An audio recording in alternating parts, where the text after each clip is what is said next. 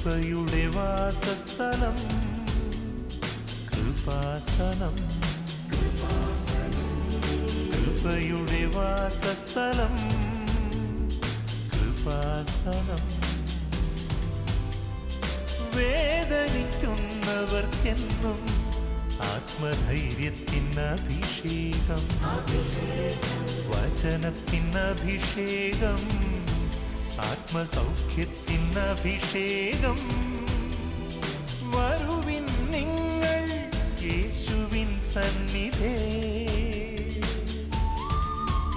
അവനേകും സാന്ത്വനം. കൃപയുടെ വാസസ്ഥലം കൃപാസനം, കൃപയുടെ വാസസ്ഥലം കൃപാസനം.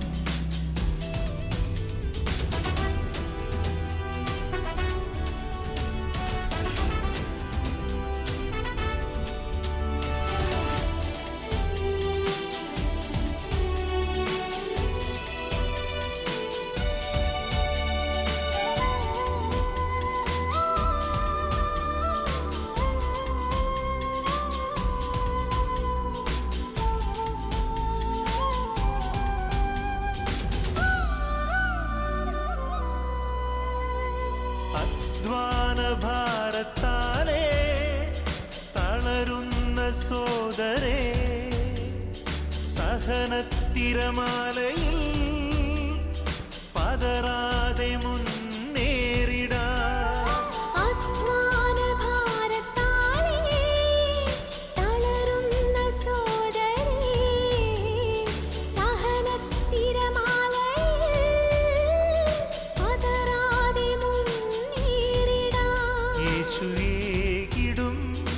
അഭിഷേകം സാന്ത്വനാഭിഷേകം, യേശുവേകിടും അഭിഷേകം സാന്ത്വനാഭിഷേകം. ഹല്ലേലൂയ ഹല്ലേലൂയ ഹല്ലേലൂയ ഹല്ലേലൂയ ഹല്ലേലൂയ ഹല്ലേലൂയ.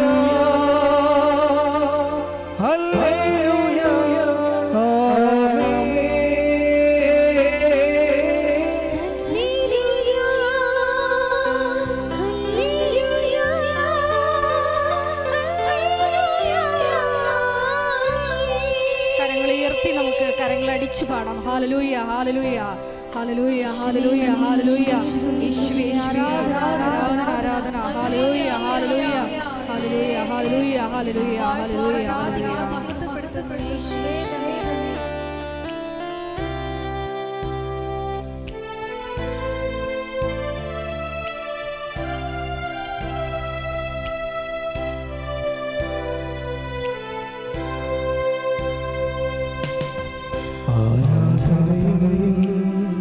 നായകനേ അങ്ങേ ഞാൻ ആരാധിക്കും,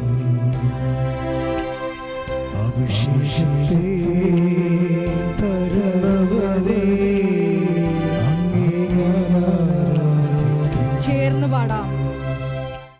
പ്രിയപ്പെട്ടവരെ, നിനക്ക് ഏതെങ്കിലും കാലഘട്ടങ്ങളിൽ നിൻ്റെ വിശ്വാസം ഒന്ന് കുറഞ്ഞു പോയെന്ന് വിചാരിച്ചോ? നീ ഉടമ്പടി അതിൻ്റെ രീതികളിലൊന്ന് അനുവർത്തിക്കുകയാണെങ്കിൽ ഇതൊരു ക്ലാസ് പ്രെയറാണ്. എന്ന് വെച്ചാൽ ഒരു വ്യക്തി ശാസ്ത്രീയമായി ഒരു ദൈവാനുഗ്രഹം ഒരു കുടുംബത്തിന് പ്രാപിക്കണമെങ്കിൽ ആ വ്യക്തി സുവിശേഷ വിഹിതമായി ചെയ്യേണ്ട എല്ലാ പരിചരണങ്ങളും ട്രീറ്റ്മെൻറ്റുകൾ ഈ ഉടമ്പടിയുടെ ഉള്ളിലുണ്ട്. കഴിഞ്ഞ ദിവസങ്ങളൊരു സാക്ഷ്യം പറഞ്ഞത് ഒരു ദേശീയ അവാർഡ് കിട്ടിയ അധ്യാപകൻ, അദ്ദേഹത്തിന് ദേശീയ അവാർഡ് മാത്രമല്ല അയാൾക്ക് സംസ്ഥാന അവാർഡും കിട്ടി 2014.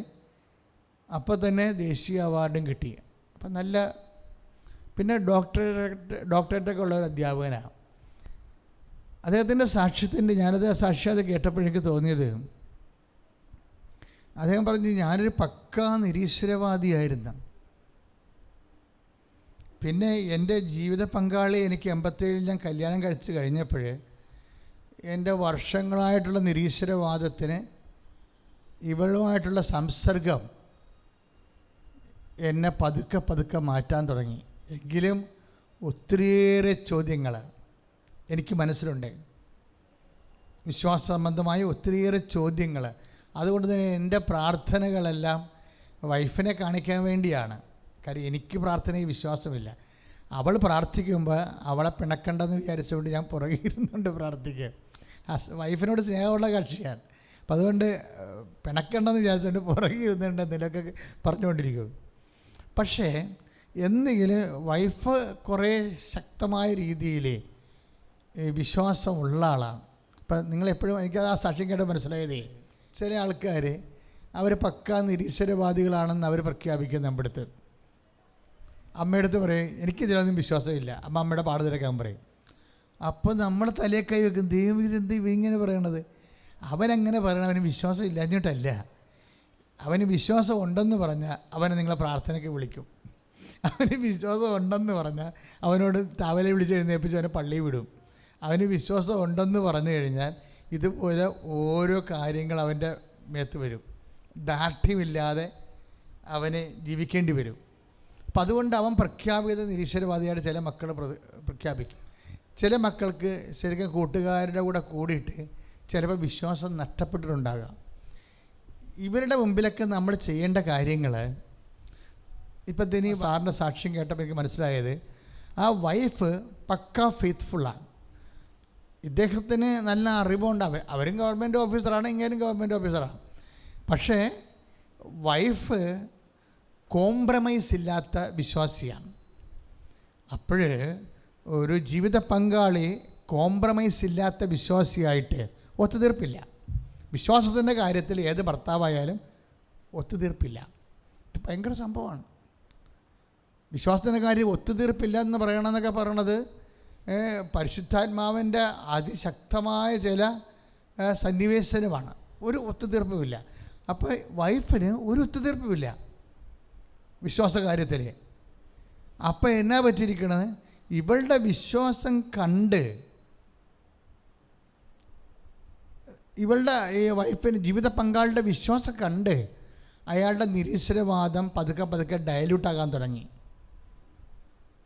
ഇതാണ് സംഭവം. അതായത് നമ്മൾ ഒരു അവിശ്വാസത്തിൻ്റെ സാഹചര്യം മക്കളിൽ നിന്ന് വന്നാൽ, ജീവിത പങ്കാളിയിൽ നിന്ന് വന്നാൽ, നമ്മൾ അവരെ ഉപദേശിക്കുന്നതിനേക്കാൾ, ഉപദേശിക്കണം തീർച്ചയായിട്ടും, പക്ഷേ അതിനേക്കാൾ ഫലവത്ത് നമ്മൾ കട്ടൻഡേറ്റായിട്ടുള്ള നമ്മുടെ ഒരു നിലനിൽപ്പാണ്.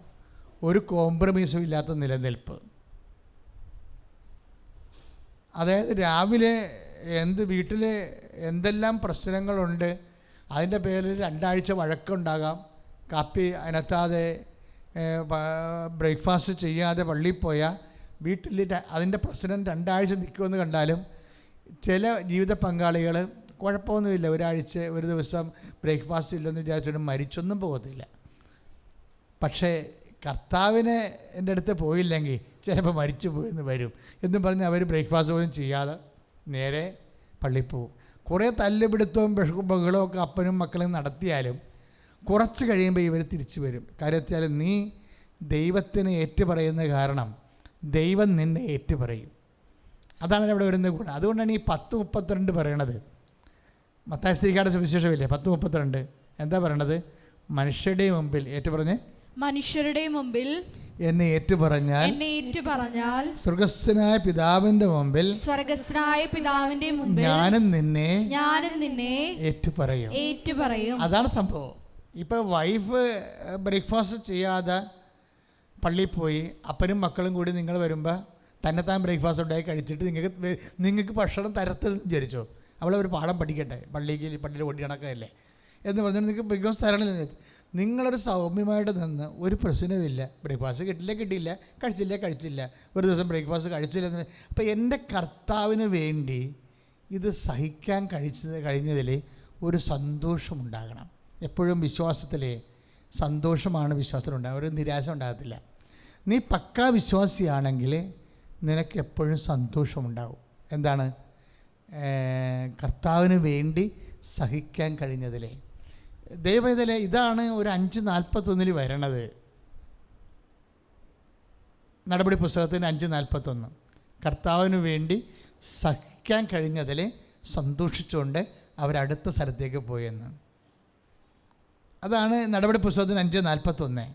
അതായത് ഒന്ന് പറഞ്ഞ് കർത്താവിന് വേണ്ടി സഹിക്കാൻ കഴിഞ്ഞതില് സന്തോഷിച്ചുകൊണ്ട് അവരടുത്ത സ്ഥലത്തേക്ക് പോയി. അപ്പോൾ ഒരു സ്ഥലത്ത് സഹനം വന്നു കഴിഞ്ഞാൽ നമ്മൾ അവിടെ തന്നെ നിന്ന് അയ്യോ നിരാശ, അയ്യോ എന്നോട് ഇങ്ങനെ ചെയ്തല്ല, അവിടെ തന്നെ ഒരിക്കലും നമ്മൾ നിൽക്കരുത്.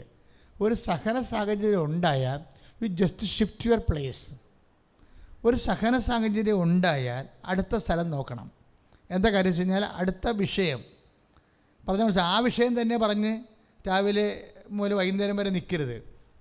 വല്ല കാര്യം ഉണ്ടായിരുന്ന പശുവിനെ കഴിച്ച് കെട്ടിയില്ല, അതല്ലേ കുഞ്ഞ് പോയി പാല് കുടിച്ചത്, അതും പറഞ്ഞുകൊണ്ട് ചില ചെടുത്തിമാർ പാല് കുറഞ്ഞു പോയാൽ, പശുവിന് പാല് കുറഞ്ഞു പോയാൽ കുഞ്ഞ് കുടിച്ചു കഴിഞ്ഞാൽ പിന്നെ ആ ഒരാഴ്ച മുഴുവനും അത് തന്നെ പറഞ്ഞുകൊണ്ടിരിക്കും. അത് വട്ട് കേസാണ്. അടുത്ത സ്ഥലത്തേക്ക് പോകണം. ഒരു സഹന സാഹചര്യം ഉണ്ടായി, U just shift your place. അതാണ് 5:41. എന്ന് വെച്ചാൽ ഒരു ഇഷ്യൂ ഉണ്ടായി നിനക്ക് വേദനപ്പെട്ടു, ആ വ്യക്തികളിൽ നിന്ന് വേദനപ്പെട്ടു. അപ്പോൾ അത് തന്നെ പറഞ്ഞുകൊണ്ട് തന്നെയും പിന്നെ ഇരിക്കരുത്. You just shift your place. മനസ്സിലായോ? അച്ഛൻ പറഞ്ഞ മനസ്സിലായോ? എന്തെങ്കിലും ഒരു സാഹചര്യം ഉണ്ടായി, വ്യക്തികളിൽ നിന്നോ എന്തൊരു വിഷയം ഉണ്ടായിക്കഴിഞ്ഞാൽ നിങ്ങൾ ആ വിഷയം ഒന്ന് ചേഞ്ച് ചെയ്യണം. അത് തന്നെ ഹോൾഡ് ചെയ്ത് അവിടെ നിൽക്കരുത്. പ്രാർത്ഥിക്കുക. കർത്താവായ ദൈവമേ, ജീവിതത്തിലുണ്ടാകുന്ന ഓരോ വിഷയവും സഹന സാഹചര്യവും അത് സന്തോഷമാകുന്നത് വരെ എന്നെ വിശ്വാസത്തിൽ വളർത്തണമേ. ഒരു വിശ്വാസി എന്ന് പറയുന്നത് ആരാണെന്ന് വെച്ച് കഴിഞ്ഞാൽ, വിശ്വാസി ആരാണ്? ഒരു സഹനം എപ്പോഴാണ് നിനക്ക് സന്തോഷമായി മാറണത്, അപ്പോഴാണ് നീ വിശ്വാസിയാകണത്. അച്ഛൻ പറഞ്ഞ മനസ്സിലായില്ലേ? ഒരു സഹനം അത് യേശുനാമത്തിൽ ഉടനെ എടുക്കാൻ കഴിയണം. നമ്മളുടേത് ടൈം മദറാണ്. ടൈം മദറുമായിട്ട്, സമയമാതാവുമായിട്ട് നിനക്ക് നല്ല സമർപ്പണം ഉണ്ടെങ്കിൽ അമ്മ തരുന്ന ഒരു ദാനം, നിനക്ക് സംഭവിക്കുന്ന ഒരു വിഷയം യേശുനാമത്തിൽ ഏറ്റെടുത്ത് ഈ നടപടി 5:41 പ്രകാരം സഹനം സന്തോഷമാക്കി ഫീൽ ചെയ്യിക്കുന്നതിന് എടുക്കേണ്ടി വരുന്ന സമയം കുറഞ്ഞിരിക്കും. പറഞ്ഞ മനസ്സിലായില്ലേ? അപ്പം ചിലർക്ക് ഒരു സഹന സാഹചര്യം 3 കൊല്ലമോ അല്ലെങ്കിൽ 4 കൊല്ലമോ കഴിഞ്ഞിട്ട് മാത്രമേ അയ്യോ അത് ദൈവാനുഗ്രഹമാണല്ലോ, ദൈവപരിപാലനം ആയിരുന്നല്ലോ എന്ന് നമുക്ക് തോന്നത്തുള്ളൂ. ചില വിഷയം അപ്പം തന്നെ തോന്നും ഇത് ദൈവപരിപാലനയാണെന്ന് തോന്നും. അപ്പോൾ ശരിക്കും പറഞ്ഞാൽ ഒരു കാര്യം, ഇപ്പോൾ ജോലി പോയി എന്ന് പറഞ്ഞു കഴിഞ്ഞാൽ നിൻ്റെ മനസ്സിൽ ഉടനെ വരണം 12:7 ഉടനെ വരണം നിൻ്റെ മനസ്സിൽ. ലുക്കായുടെ സുവിശേഷം 12:7 എന്താണ്? ഒരു നാണയത്തൊട്ടിന് 2 കുരുവികൾ വിൽക്കപ്പെടുന്നില്ല, അതിലൊന്നു പോലും എൻ്റെ സ്വർഗസ്ഥനായ പിതാവ് അറിയാതെ താഴെ വീഴുന്നില്ല. ഇപ്പം കഴിഞ്ഞ ദിവസങ്ങളിൽ ഞാനൊരു ഭാര്യയും 2 മക്കളെ, അമ്മയും 2 മക്കളെയും കണ്ട്. അപ്പോൾ അവർ കോവിഡെല്ലാം കഴിഞ്ഞിട്ട്, ഞാൻ പണ്ടിവിടെ സ്ഥിരം വരുന്ന ആൾക്കാരായിരുന്നു, ഇപ്പം ആദ്യമായിട്ടാണ് ഞാൻ കാണേണ്ടത്. അപ്പോൾ ഞാൻ ചോദിച്ച് പിള്ളേരുടെ പപ്പ എന്നാ വിശേഷമെന്ന് ചോദിച്ചു. പറഞ്ഞ് അച്ഛൻ നല്ല വണ്ണം ഇരിക്കണം, ഒരു കുഴപ്പമില്ല, ഞങ്ങൾ പുതിയ വീടൊക്കെ വാങ്ങിച്ചെന്ന് പറഞ്ഞു. അപ്പം എന്താ പ്രശ്നം എന്ന് വെച്ച് കഴിഞ്ഞാൽ, ഈ ആൾ 10ാം ക്ലാസ് തോറ്റ ആളാണ്. പക്ഷെ അയാൾക്ക് ഒരു മനസ്സിൽ പെട്ടെന്ന് നമ്മളെ കൃപാസനം പ്രാർത്ഥനയിൽ പണ്ട് മുതലേ വരുന്ന ആളാണ്. ഭാര്യയും ഭർത്താവ് ഒരുമിച്ച് പണ്ടത്തെ ദമ്പതി ധ്യാനത്തിൽ വരുന്ന ആൾക്കാരാണ്. അയാൾക്ക് തോന്നുന്നത് എനിക്ക് അമേരിക്കയിൽ പോകണമെന്ന് തോന്നി. അപ്പോൾ അങ്ങനെ തോന്നണമെന്ന് പറയുമ്പോൾ നമ്മളവർക്ക് ഈ 10ാം ക്ലാസ് പാസ്സായ ആൾക്കാർ അമേരിക്കയിൽ പോയിട്ട് എന്നെ കാണിക്കാനാണ്, ഭാഷ പോലും കിട്ടത്തില്ലല്ലോ. പക്ഷെ പുള്ളിക്ക് ഇങ്ങനെ ഈ നമ്മൾ അടച്ചുപൂട്ടിയ അസ്ഥികൾക്കുള്ളിൽ അടച്ചുപൂട്ടിയ തീ പോലെ പുള്ളിക്ക് ഭയങ്കര ബോധ്യമാണ് അമേരിക്കയിൽ പോകാൻ പറ്റുമെന്ന്. വർക്ക്ഷോപ്പ് അറിയാം, മെക്കാനിക്കാണ്. അപ്പോൾ ഞാൻ പറഞ്ഞ് അപ്പോൾ 7 പേര് പോകുന്നുണ്ട്, അപ്പോൾ അവർ 7 പേര് 6 പേരും വന്നില്ല, ഞാൻ അവരുടെ പോകേണ്ടതാണ് എന്ന് പറഞ്ഞ് പുള്ളിക്കാരൻ ഒരു ദിവസം ഒരു കാലത്ത് വന്ന് പ്രാർത്ഥിച്ചായിരുന്നു. അപ്പം ഞാൻ പ്രാർത്ഥിച്ചു കഴിഞ്ഞാൽ നീ ഇപ്പം ഇതിൻ്റെ അകത്ത് പോകണ്ടെന്ന് പറഞ്ഞു. ഇതിൻ്റെ അകത്ത് പോകണ്ട എന്ന് പറഞ്ഞപ്പോൾ വൈഫ് ഭയങ്കര വിശ്വാസിയാണ്. അവൾ പറഞ്ഞ്, അച്ഛൻ പറഞ്ഞില്ലേ ഇപ്പം പോകണ്ട. നീ ഇടി എന്ത് പൊട്ടത്തറേ കാണിക്കണത്, അവർ 6 പേരുടെ കൂടെ ഞാനിങ്ങനെ ഒറ്റക്ക് പോകണത് പിന്നെ എന്ന് പറയും. അവരുടെ കൂടെ അല്ലേ പോകേണ്ടത്, അല്ല ഞാൻ ഒറ്റക്ക് പോകണത് എങ്ങനെ ശരിയാകും? എനിക്കും അവിടെ പോയിട്ട് വല്ല ആകാശഭൂമി അറിയാവാ, പിന്നെ നീ എന്തിങ്ങനെ പറയണത്? അല്ല അച്ഛൻ പറഞ്ഞല്ലേ പോകണ്ടെന്ന് പറഞ്ഞു. അയാൾ പോയില്ല, 6 പേര് കയറിപ്പോയി. എന്നിട്ട് ഈ 6 പേരും 3 മാസം കഴിഞ്ഞപ്പോൾ കാശെല്ലാം പോയി തിരിച്ചു പോന്നു. 6 പേരും തിരിച്ചു പോന്നു, അവിടെ കാശെല്ലാം പോയി തിരിച്ചു പോന്നു. അത് കഴിഞ്ഞപ്പോൾ പിന്നെ 3 മാസം കഴിഞ്ഞപ്പോൾ ഇങ്ങേര് കയറിപ്പോയി, ഒറ്റക്ക് കയറിപ്പോയി. അപ്പോൾ അതിന് IELTS കാര്യങ്ങളൊന്നുമില്ല, കാര്യം വർക്ക്ഷോപ്പിലെ വർക്കിന് പോകണതാണ്. അപ്പോൾ വേറെ പ്രശ്നങ്ങളൊന്നുമില്ല, കാര്യം പണി അറിഞ്ഞാൽ മതി അവിടെ. അപ്പോൾ അദ്ദേഹം പോയിട്ട് ഇന്നും അദ്ദേഹം വന്നിട്ടില്ല. 3 കൊല്ലമായിട്ട് അമേരിക്കയിലാണ്. ഇപ്പോൾ അത്യാവശ്യം കടങ്ങളെല്ലാം തീർന്ന് പിള്ളേരൊക്കെ തന്നെയാണെങ്കിൽ നല്ല വളർന്ന് മിടുക്കന്മാരായിരിക്കണം. അമ്മയും കുഞ്ഞുങ്ങളായിട്ട് നാട്ടിൽ താമസിക്കണം ഇപ്പം. അപ്പോൾ എന്താ പ്രശ്നം വെച്ചാൽ ആദ്യം ഒന്ന് ഫ്ലോപ്പായി കഴിയുമ്പോൾ അയാൾ ഭയങ്കര തട്ടുപിടിച്ചായിരുന്നു ശരിക്കും. ഇത് കാര്യം ഇത് എന്ത് മണ്ടത്തടയിൽ പറയണം, അവർ 6 പേരുടെ കൂടെ പോയില്ലേ, പിന്നെ ഞാനെങ്ങനെയാണ് നാട്ടിൽ നിൽക്കണത്, ഞാൻ പിന്നെ ഒറ്റയ്ക്ക് കയറിപ്പോണത് എങ്ങനെയാണ്? തട്ടുപിടിച്ചാണ് ഇവിടുന്ന് പോണത്. പക്ഷേ വൈഫ് പെട്ടെന്ന് അവൾക്ക് സമയം കുറവാണ്. ഒരു കാര്യം ദൈവഹിതം മനസ്സിലാക്കാൻ വിശ്വാസിക്ക് പെട്ടെന്ന് സാധിക്കും. കാര്യം വിശ്വാസി എന്ന് പറയുന്നതിൻ്റെ ഒരു പ്രത്യേകത, എന്തെങ്കിലും സംഭവം നമ്മുടെ ജീവിതത്തിൽ നെഗറ്റീവ് സംഭവിച്ചാൽ അതിൻ്റെ പോസിറ്റീവ് മനസ്സിലാക്കാൻ എടുക്കുന്ന സമയം വിശ്വാസിക്ക് കുറവായിരിക്കും. അച്ഛൻ പറഞ്ഞാൽ മനസ്സിലായോ? ഒരു നെഗറ്റീവ് ജീവിതത്തിൽ സംഭവിക്കുമല്ലോ, ശരിക്കും പറഞ്ഞാൽ നെഗറ്റീവ് എന്ന് പറയുന്ന സാധനം ഇല്ല, അതിൻ്റെ അടിയിലെല്ലാം പോസിറ്റീവ് ഉണ്ടാവും. ദൈവത്തിൻ്റെ പരിപാലനം ഉണ്ടാവും. ദൈവത്തിൻ്റെ ആൾക്കാർക്ക് അതെല്ലാം പോസിറ്റീവാണ്. അപ്പോൾ ഇവള് കഷ്ടനിട്ട് പറഞ്ഞത് കുഴപ്പമില്ല, ഇത് ശരിയാകുമെന്ന് പറഞ്ഞാൽ ശരിക്കും എൻ്റെ ഒരു വർത്തമാനത്തിലല്ല അവൾ അന്ന് നിന്നത്. ആ മനുഷ്യൻ വൈഫിൻ്റെ വർത്തമാനത്തിൽ നിന്നതാണ്. കാര്യം വൈഫിന് പ്രശ്നമില്ല, അങ്ങനെ അതായത് ദൈവഹിതം തന്നെ നിറവേറ്റണമെന്ന് നിർബന്ധമുണ്ട്.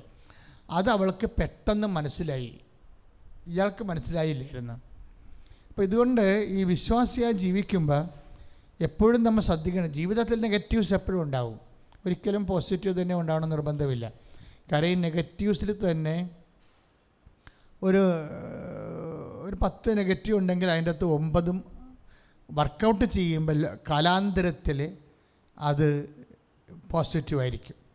പക്ഷെ അത് മനസ്സിലാക്കാനുള്ളൊരു കഴിവെന്ന് പറയുന്നത് അത് വിശ്വാസത്തിൻ്റെ ഒരു ഫലമാണ്. ഒന്ന് പ്രാർത്ഥിച്ച്, കർത്താവായ ദൈവമേ, എൻ്റെ ജീവിതത്തില് സംഭവിക്കുന്ന പ്രതികൂല കാര്യങ്ങള് അതിൻ്റെ ദൈവഹിതം പെട്ടെന്ന് മനസ്സിലാക്കുവാൻ സമയമാതാവേ, വചനം ഗ്രഹിക്കാനുള്ള സമയത്തെ എനിക്ക് ചുരുക്കി തരണമേ. ശ്രുതികട ഹല്ലേലൂയ, ഹല്ലേലൂയ, ഹല്ലേലൂയ,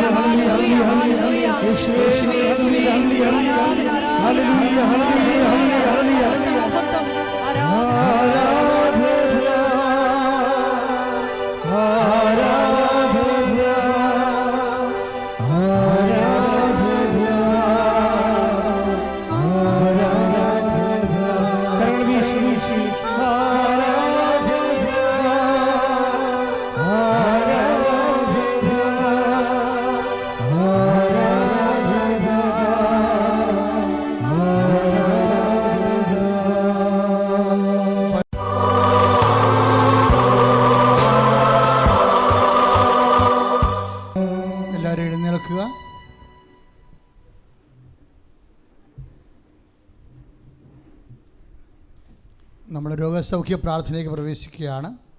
മക്കളെ, ഉദര രോഗമുള്ളവരെ ഉദരത്തിൽ കൈവെക്കണം. കാര്യം ഉദരം എപ്പോഴും തട്ടി വെറുക്കുന്നവരെ, എപ്പോഴും എരിച്ചിലും ഉള്ളവരെ, പുളിച്ച് തികട്ടുന്നവരെ, അൾസർ രോഗികളെ, അങ്ങനെയുള്ളവരെല്ലാം ഉദരത്തിൽ കൈവെക്കണം. നിങ്ങൾ ഇന്ന് കാണുന്ന ഈജിപ്തുകാരെ നാളെ നിങ്ങൾ കാണത്തില്ലെന്ന് പറഞ്ഞ ദൈവത്തിൻ്റെ മുമ്പിലാണ് നമ്മൾ നിൽക്കണമെന്നുള്ള ഓർക്കണം. നിങ്ങൾ ഇന്ന് കാണുന്ന രോഗം നാളെ നിങ്ങളുടെ ശരീരത്തിൽ ഉണ്ടാവത്തില്ല. ആ ഒരു വിശ്വാസം നിങ്ങൾക്കുണ്ടാകാൻ വേണ്ടി പ്രത്യേകം പ്രാർത്ഥിക്കണം. ബ്രസ്റ്റിൻ്റെ അസുഖമുള്ളവർ ബ്രസ്റ്റിന് കൈവെക്കണം. ഉദരരോഗമുള്ളവർ ഉദരത്തിൽ കൈവെക്കണം. മക്കളില്ലാത്തവർ ഉദരത്തിൽ കൈവെക്കണം. മുടി കൊഴിഞ്ഞു പോകുന്നവരും തലക്ക് ചൂടുള്ളവരും ഉറക്കമില്ലാത്തവരും തലയിൽ കൈവെക്കണം. കിഡ്നി രോഗികൾ നടുവിന് കൈവെക്കണം.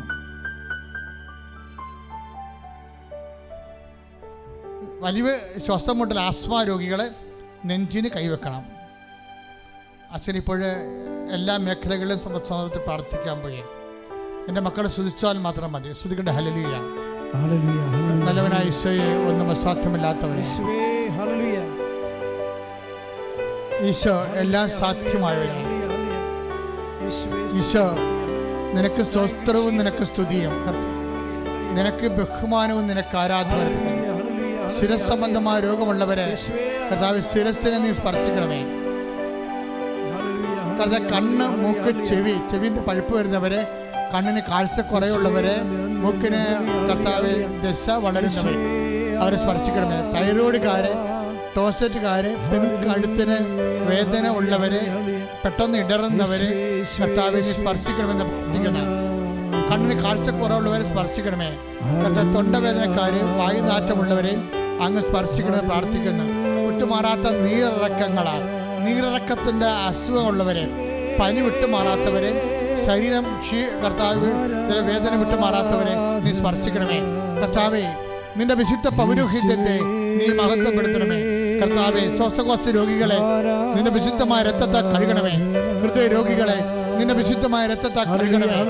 കർത്താവേ, ശ്വാസകോശ രോഗികളെ, കർത്താവ് വലിയ ശ്വാസം മുട്ടൽ ആസ്മ രോഗങ്ങളെ കർത്താവേ നിന്റെ വിശുദ്ധ രക്തത്തെ കഴുകണമേ.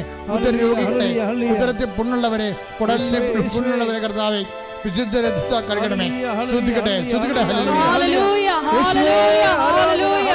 യേശുവേ, യേശുവേ, ഹല്ലേലൂയ, ഹല്ലേലൂയ, യേശുവേ, ഹല്ലേലൂയ, ഹല്ലേലൂയ, ഹല്ലേലൂയ, മഹത്വം, ഹല്ലേലൂയ, ഹല്ലേലൂയ, ഹല്ലേലൂയ, ഹല്ലേലൂയ, ഹല്ലേലൂയ, ഹല്ലേലൂയ.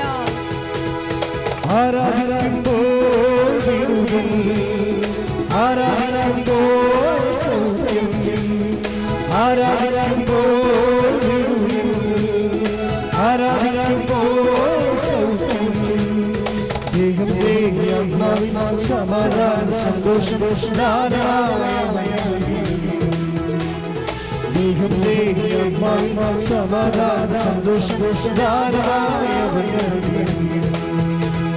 പ്രാർത്ഥിക്കാം. ആത്മാവിൽ ആരാധിക്കാം കർത്താവേ, നല്ലവൻ അവൻ നല്ലവൻ. പ്രാർത്ഥിക്കാം. ആത്മാവിൽ ആരാധിക്കാം കർത്താവേ, നല്ലവൻ അവൻ നല്ലവൻ. വിടുതൽ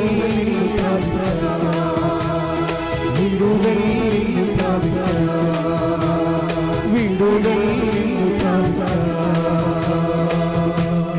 ഇപ്പോഴേ കൈവർത്തി സ്തുതിച്ച് സമാപന ആശീർവാദം സ്വീകരിക്കുകയാണ്. ശ്രുതികയുടെ ഹല്ലേലൂയ. ഹല്ലേലൂയ, ഹല്ലേലൂയ, ഹല്ലേലൂയ, ഹല്ലേലൂയ. ഉടമ്പടി വിഷയങ്ങൾ നിവൃത്തിയായി എന്നെയും പരിശുദ്ധ അമ്മയുടെ പ്രത്യക്ഷീകരണത്തിന്റെ സാക്ഷിയായി ഉയർത്തണമേ എന്ന് പ്രാർത്ഥിച്ചുകൊണ്ട് ശിരസ് നമിച്ച് നമുക്ക് ദിവ്യകാരുണ്യനാഥന്റെ ആശീർവാദം സ്വീകരിക്കാം. ഹല്ലേലൂയ, ഹല്ലേലൂയ, ഹല്ലേലൂയ, ഹല്ലേലൂയ, ഹല്ലേലൂയ, ഹല്ലേലൂയ. യേശുവേ സ്തുതി. ഹല്ലേലൂയ, ഹല്ലേലൂയ, ഹല്ലേലൂയ, ഹല്ലേലൂയ. ആരാധന, ആരാധന, മഹത്വം, മഹത്വം. ഹല്ലേലൂയ, ഹല്ലേലൂയ, ഹല്ലേലൂയ, ഹല്ലേലൂയ, ഹല്ലേലൂയ. യേശുവേ നന്ദി, യേശുവേ സ്തോത്രം, യേശുവേ ആരാധന. ഹല്ലേലൂയ, യേശുവേ ഹല്ലേലൂയ, ഹല്ലേലൂയ, ഹല്ലേലൂയ, ഹല്ലേലൂയ, ഹല്ലേലൂയ. പരിശുദ്ധ പരമ ദിവ്യകാരുണ്യമേ, ഇന്നുമെന്നും അങ്ങേക്കാരാധന.